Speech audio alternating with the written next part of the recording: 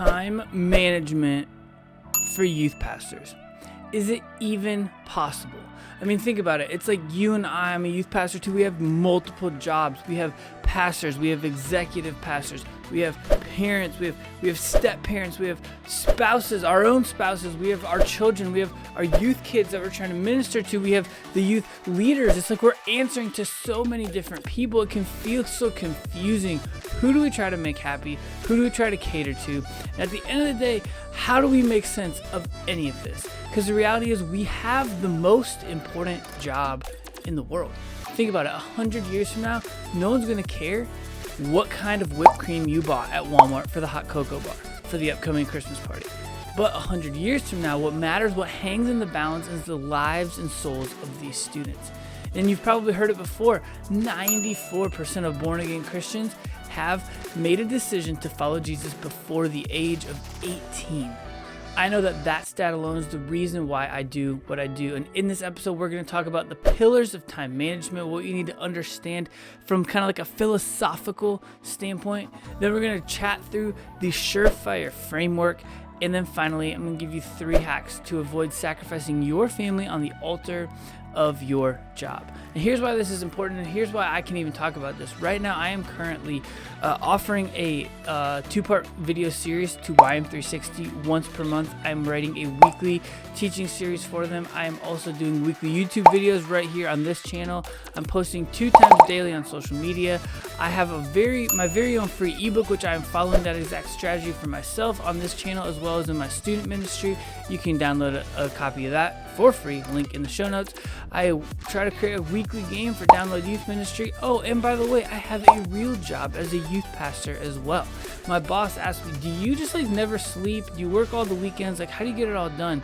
The reality is I follow these techniques. And I want to encourage you to subscribe because we are dropping, this is part 1 of the 2024 on-demand Youth Pastor Masterclass Time Management. Welcome to the Hybrid Ministry Show. Okay, so there are 3 kind of core tenets, philosophical things that you actually need to understand when it comes to time management. These aren't tips, these aren't tactics. These are things that you have to understand first, and these have to inform the tips and the tactics. No amount of tips, no amount of tactics will be helpful to you if you don't understand these things. So core tenet number 1 is that you are 100% responsible for your time. And again, like I said at the top, it may not feel that way. It may feel like you have multiple different bosses, and that is true. The reality is you are going to be answering to different people, and there are going to be times where they are going to dictate what you do. But at the end of the day, your boss is not fleshing out your 40, 45, 50, 55 hour a week schedule. He's just not, or she's just not. You are responsible for your time 100%. So when you understand that basis, you can then operate out of that. If you are waiting for someone to tell you what to do, then this time management thing is going to just be fleeting, and you're not going to be able to get any of this stuff done because you're going to be playing the victim mentality as opposed to taking agency and control for your time. Core tenet number 2 is this: is you're overwhelmed. The reason that you may feel overwhelmed, have anxiety, not know what to do, be confused about which task to tackle, it comes from this. It comes from the fact that you have no direction. We're going to get to more about that in a second, but that lack of direction, you need direction. That direction is what helps give your brain clarity, focus, and the ability to just crush tasks and what comes next and get things done. Number 3, not all time is created equal. Here's an example. I'm a morning person. You give me 2 hours in the morning from 6 a.m. to 8 a.m. I can crush just about any youth sermon. It will be good. It will be coherent. It will make sense. But if you give me that same block of time from 3 p.m. to say 5 p.m., I'm toast. I'm not getting the same amount of work done. You need to know what your key hours are, the hours that you can get the most amount of optimal thinking time done so that you can knock things out. Now, let's move on. If we understand those things, that you're in charge of your time, that your overwhelm comes from the fact that you may not have any direction. And then number 3, not all time is created equal. With those as the core tenets, with those as the philosophy, let's build on that and let's get really practical, really hands-on, and some things that you can implement in your time management skills, in your work week today. So technique number 1 is start with a list. I know it sounds basic, and you're like, bro, we're on the hybrid ministry show. I thought you were going to give me some like bougie next level digital tool. Sure, grab a list. That's digital. If that's what you want to do, that's what I do. I use Microsoft to do. I hate Microsoft. It used to be called Wunderlist, and I use it because it has the ability to be shared. So my wife and I would do our groceries on it. But then Microsoft took it over, and I still use it. But it's a digital list. I can use it on my phone. I can use it on like a computer. You can use anything. I mean, you can use the Notes app in your phone. You can use a day timer. You can write it down physically with paper. But make a list of everything you have to do and get specific. Like, for example, if you say plan Wednesday night, like, yes, you have to do that. You're a youth pastor. That's part of your job. But what goes into planning Wednesday night? That's not very specific, because specifically, right, you need to write a lesson. You need to send the leader email. You need to schedule your tech team. You need to schedule your greeters. You need to plan the worship set. You need to plan the game. You need to set up chairs. You need to set up the cafe. Make sure that the cafe is stocked. You need to make announcement slides. You need to post to social to remind people about Wednesday. Oh, and to crush social, you should grab my 100% completely free ebook. It's right down here, link in the description. But nonetheless, you see that, right? You see how Wednesday night planning versus all this other stuff, you see how that is an example of a good to-do list versus a bad to-do list. Again, if you're like, I know I need to get done with Wednesday, break it all apart. List down every single thing you need to do. Because you know this as well as I do, that as a youth pastor, that's not your only job. Because in addition to planning Wednesday, maybe you have to plan Sunday and all the little elements that go within that. Maybe you have to meet with a volunteer. You need to grab coffee with a student. You need to have a check-in with your senior pastor. You need to fill in the blank. You know what you have to do. And that's the problem. Not only do we have multiple different jobs, not only do we have multiple different kind of like fires that we might feel like we have to put out, but we also have multiple different focuses in our time. So get them all on paper. That's step one. Step two, calendar. Like, if you are not using a calendar, and once again, this is the hybrid ministry show, you got to figure out what works for you. But your calendar needs to dictate what you're doing, not only beforehand, but also then you can look back and see, like, how well am I keeping these things? Like, if I give myself, or you give yourself 1 hour to craft your Wednesday night, but you have all those tasks to do, and it takes you a full day, then you can go back next week and be like, all right, I'm going to need more hours than one to get ready for Wednesday night. You can kind of use your calendar to go back and audit how much time it actually takes you. Don't shortchange yourself. And that's one of the keys, one of the reasons we get overwhelmed is we try and cram too many things into our calendar, and it's just not humanly possible. So look ahead on your calendar, but also look back on your calendar. And whatever you do, integrate your work in your personal. It's one of the ways that you don't sacrifice your family on the altar of ministry. You don't have to have a calendar that's work and personal together, but when big major things that your personal and family calendar need to be aware of, or vice versa, put those things in there. Right? If you have like a child's doctor appointment during the day, during the weekday, because that's when doctors' offices are only open, put it in there so that no one schedules a meeting with you. No one sees you're out of office, that you're not available, or that you are available when you're really not. So make sure that those things talk and communicate with each other. The third thing, make appointments with yourself. A lot of times people only calendar when there's an appointment. Like, I have a meeting with my senior pastor, that's on my calendar from 9 to 10 a.m. Okay, well, when are you going to write your sermon? Well, just whenever I'm not in that, right? If you get a notice or a text message from someone and they say, hey, I want to meet with you, then you can say, hey, I am available from this time to this time. Because what we often do is pull open our calendar and see a bunch of blank space and be like, I'm free all day. What that's doing is when you're giving someone else control of your calendar, they're going to take whatever time works best for them, as opposed to whatever time works best for you. And so if they take morning, sometime between 6 and 8 a.m., let's say they go to work and they want that morning appointment, well, for me, that's going to eat into my prep time. And I'm not going to say no, I'm not going to decline meeting with them, but I am going to kind of drive and dictate and point to where I am most available. Like, I like to do lunches because I can get my work done in the morning and then I have an opportunity for lunch. And if a person's only available for breakfast, then I might have one breakfast slot per week where I will allow someone into there as opposed to let that be prep time, right? But you can use things like Calendly.com, and that can you can give that to people for them to book times with you. And so as long as your calendar is up to date, you've made appointments with other people and you've made appointments with yourself, then now other people can slide into those things. It is okay to tell somebody no, that you're not available to meet with them. Not because you don't want to, but because you're busy, but because you've made an appointment with yourself.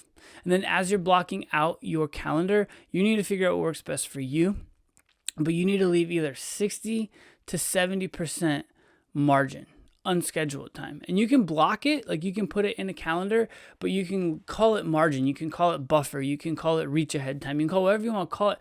But one of the reasons that we get stressed out is that we schedule ourselves with no margin at all. And so if playing Wednesday night is supposed to take 6 hours and it takes 7 and it eats into the next task that's supposed to come after in the 7th hour, we start to get overwhelmed. But if we leave a little bit of space, we can leave some of that flex time, we can allow interruptions, and we can allow people. Number 4, make sure that you do in fact schedule your relationships. Don't just make your calendar task, right? Relationships often are the things that feel like interruptions. But if you can account for them, if you have space for them, listen, here's the fact.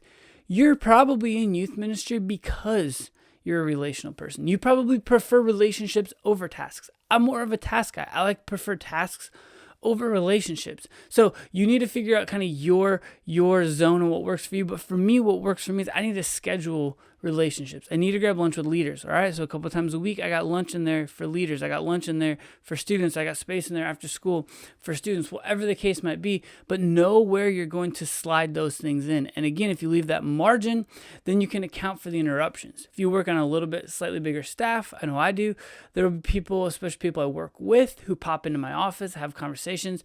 Those can feel frustrating and those can feel like interruptions. But the fact is, if I don't schedule my calendar, my week at 100% tasks, then when someone comes in, I can stop, I can pause, I can be present, I can get back to my tasks when that conversation's over and when they are ready to move on. So schedule time for those things. And like I said, a tool that you can use, hybridize this thing, is Calendly. All right. It is a great way, especially if you're like, hey, I want to grab lunch with you. Here, grab a slot here that works for you. Then you take all of that back and forth out. Like, what about Thursday at 6? No, it doesn't work. How about Wednesday at 2? No, I got an appointment. Then you go back and forth, back and forth. You can just be like, hey, want to grab lunch? Sure. Here's what I have available. They book it. Boom, you're done. And then they slide right in to your calendar. And then the fifth and final thing in this framework is, I stole this from Michael Hyatt, and he is like the productivity king and guru, but delegate and automate every single thing that you can. He actually challenges you to delegate, automate, and then terminate. So is there anything in your to-do list that you can just be done doing altogether, right? Additionally, right, let's go back to our good example from earlier, playing Wednesday night. Write a lesson. That might be a you and you only task. But every single thing else, check this out. Send the leader email. You could probably hand that off to a high-level admin, maybe a volunteer, maybe even an intern. Schedule the tech team. Well, that should be the tech leader's job. If you don't have a tech leader, enlist a tech leader and then make that the tech leader's job. How about scheduling the greeters? Well, let that be your greeter team lead's job. And then planning the worship set, you can hand it off to a worship leader. If you don't have a paid worship leader, you can get a volunteer worship leader that you trust to plan the worship set, maybe for a while. They run it by you, but then you officially hand that off onto their plate.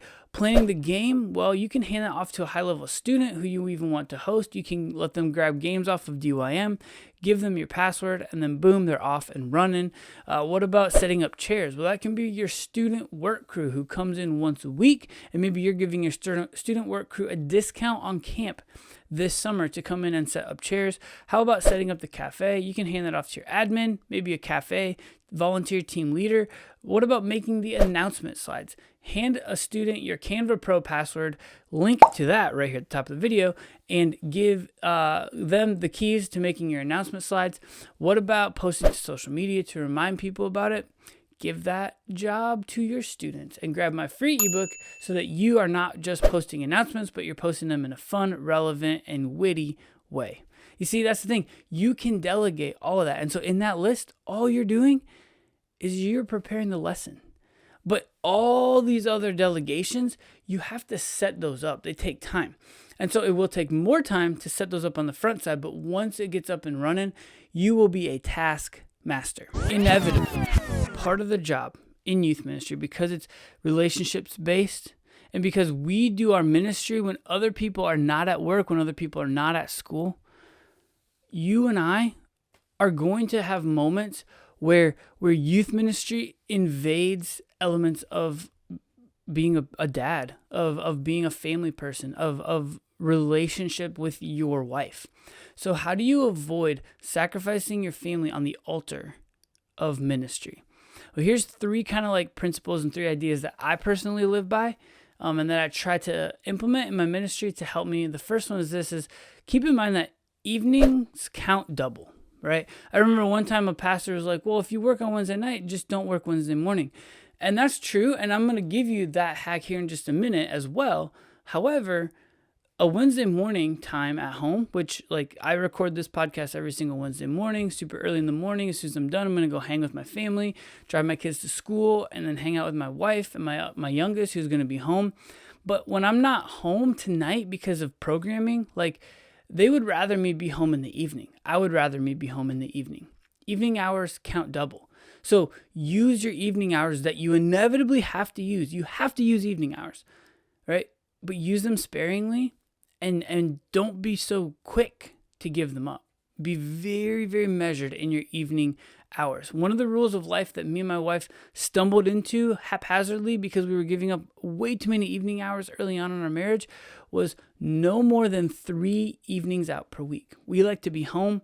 You figure out what works best for you, but there's 7 nights a week. We can be out 3, the other 4. We want to be home more than we're out. And that was and that includes youth ministry. That included our own personal grow group together as a couple, and then one other thing. And so if someone would ask us like, hey, do you guys want to get together? We would look at our calendar, and if we're like, well, we're already full this week, we would kick them to the next week or something like that, right?